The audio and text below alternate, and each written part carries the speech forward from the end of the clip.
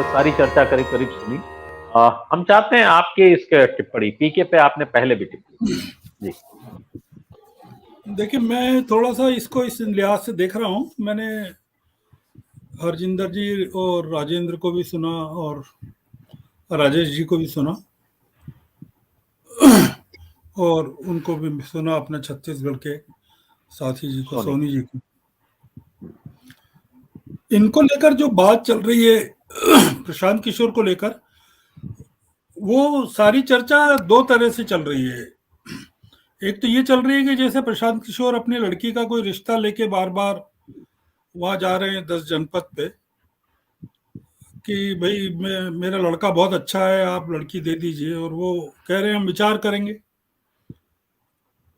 और उनको बार बार वापस भेज देते हैं।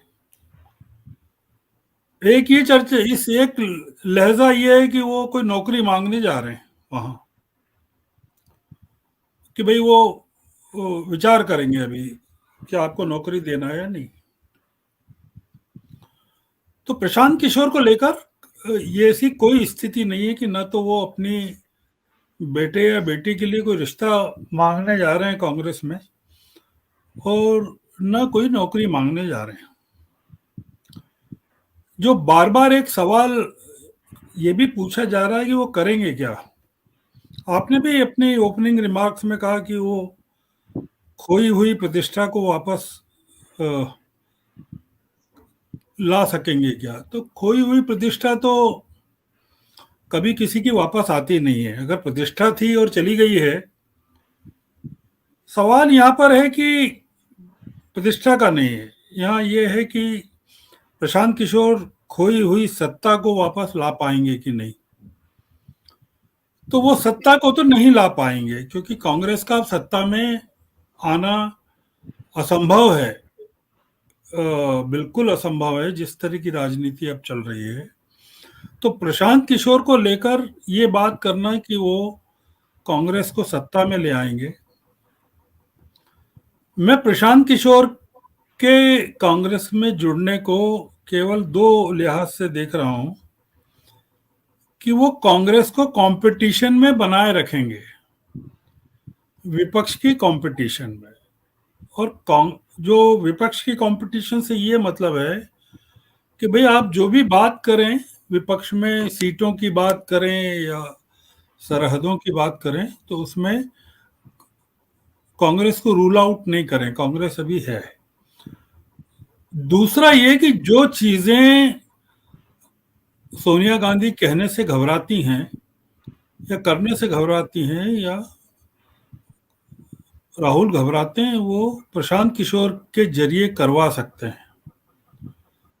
मसलन उन्होंने जो बैठक बुलाई, उसमें जो कल बैठक है शायद, उसमें कमलनाथ भी हैं और दिग्विजय सिंह भी हैं, मध्य प्रदेश को लेकर जो बैठक है। अब ये निश्चित है कि मध्य प्रदेश में अगर चुनाव जीतना है तो कमलनाथ के नेतृत्व में नहीं जीता जा सकता। अब ये चीज सोनिया गांधी कमलनाथ से नहीं कह सकती, और मध्य प्रदेश में तैयारी ये चल रही है कि कमलनाथ के नेतृत्व में ही चुनाव लड़ा जाएगा, ऐसा माहौल बनाया जा रहा है। मैं उदाहरण दे रहा हूं, या राजस्थान में गहलोत के नेतृत्व में अगर चुनाव लड़ा जाता है तो कांग्रेस का सफाया हो जाएगा। मेरा अध्ययन है, गलत भी हो सकता है। सोनिया गांधी और राहुल गांधी न गहलोत को मना कर सकते हैं, न कमलनाथ को मना कर सकते हैं, किसी को। उनको एक ऐसे आदमी की जरूरत है जो स्पष्ट रूप से कहे कि भाई आपको ये जो परिवर्तन है वो करना पड़ेंगे। तो एक तो ये कि आप अपने खुद के ठेकेदारों से मकान बनवाएं, और एक ये है कि आर्किटेक्ट से कह के मकान बनवाएं। तो जो पार्टी में ठेकेदार हैं अभी, ये उनको किनारे करने की एक शुरुआत है कि एक आर्किटेक्ट को वो लेकर आ रहे हैं। वो आर्किटेक्ट कांग्रेस में शामिल होता है नहीं होता है, इसका कोई मतलब नहीं है। जो लोग कांग्रेस में थे बरसों से वही कांग्रेस छोड़ के चले गए, नौजवान लोग चले गए जिन पर पूरा का पूरा भरोसा था, जो राहुल गांधी के बगल में बैठ के जो राहुल गांधी जिनको आंख मारते थे वो आंखें दिखाते हुए चले गए राहुल गांधी को। तो प्रशांत किशोर का कांग्रेस में आना नहीं आना बिल्कुल मतलब नहीं है। प्रशांत किशोर के आने को केवल यह देखें कि कांग्रेस जहां तक डूब गई है उससे ज्यादा अब नहीं डूबने पाए, और वो नहीं डूबेगी, एक आदमी के आने से नहीं डूबेगी। और किसी की हिम्मत नहीं पड़ेगी कि वो प्रशांत किशोर का विरोध करे। अभी नहीं कर पा रहा है कोई विरोध, तो इसलिए मैं प्रशांत किशोर के आने को एक जो 10 जनपद पूरी तरह से सील्ड रहता था, एक दीवार खड़ी हुई थी कि उसमें कोई घुस के प्रवेश नहीं कर सकता,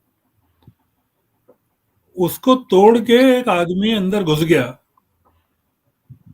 और टेबल पर उन सब पूरे परिवार के साथ बैठा हुआ बात कर रहा है और लगातार बात कर रहा है। तो मैं इसको गांधी परिवार की तरफ से एक बड़ा एकोमोडेशन मानता हूं कि वो जो सीलिंग है, फॉल्स सीलिंग, वो टूट रही है, वो ध्वस्त हो रही है। कांग्रेस में केवल उसी सीलिंग को ध्वस्त करने की जरूरत है कि भाई आपकी जमींदारी चली गई है, आपके पास कोई जमीन है नहीं, और आप जो कागजों पे बुआई कर रहे हो और कटाई कर रहे हो, अब उसका जमाना रहा नहीं। गांव में बाहर निकल के गांव वालों के साथ आपको खेतों की जुताई करना पड़ेगी। ये इसको मैं प्रशांत किशोर की उपलब्धि मानता हूं अगर ऐसा होता है। और गुजरात में उसको, आखिर एक चीज सोचिए अभी अमरीश जी कि प्रशांत किशोर की भी कोई बहुत ज्यादा उम्र नहीं है। हम लोग मीडिया में हैं और किसी कंपनी में ज्वाइन करने की बात सोचते हैं टेलीविजन में, तो पहले पूछते हैं यार उसकी टीआरपी क्या है और रेवेन्यू क्या है, और अखबार में जाते हैं तो पूछते हैं सर्कुलेशन क्या है। हम लोग अपने भविष्य जो है किसी ऐसी मीडिया कंपनी के साथ नत्थी नहीं करते हैं जो डूबने वाली हो।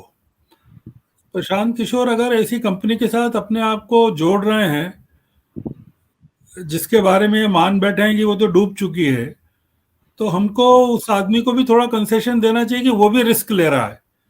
कोई ऐसा नहीं है कि कांग्रेस पार्टी के पास तो रिस्क लेने को कुछ है नहीं, सारी रिस्क इस समय प्रशांत किशोर के मत्थे पर है।